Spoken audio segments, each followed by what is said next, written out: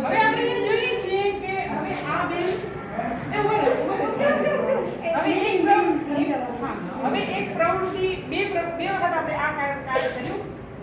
જ્યારે આ બેને કર્યું ત્યારે શું કર્યું તો આ ડબ્બાની અંદર 12 રંગ હતા 11 રંગ હતા 10 રંગ છે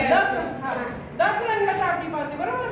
રંગ ફિક્સ છે કે આટલા જ છે નથી વધુ કે નથી ઓછા બરોબર સમજી લઈએ કે આ છે પહેલી પેઢી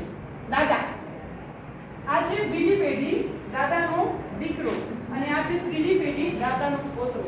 બરોબર આપણે આ જ વસ્તુ સમજવાની છે કે જો દાદા જ બધી વસ્તુ લઈ લેશે તો દીકરા માટે શું બચશે અને દીકરો જે બધી વસ્તુ લઈ લેશે તો પોતરા માટે શું બચશે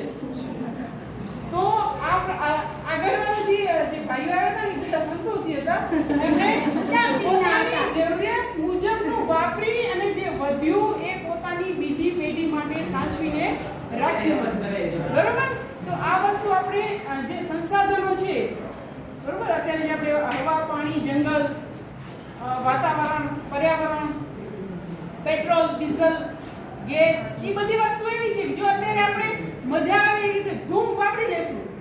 તો બીજી પેઢીમાં શું બચશે અને બીજી પેઢી પણ આવો જ ધંધો કરશે કે એ પણ બધું વાપર્યા કરશે બેફામ વાપરશે તો ત્રીજી પેઢી તો વળી પાછી ગાડામાં જ ચાલતી થઈ જશે બસ આ જ વસ્તુ આ નાના પ્રવૃત્તિ દ્વારા સમજાવવામાં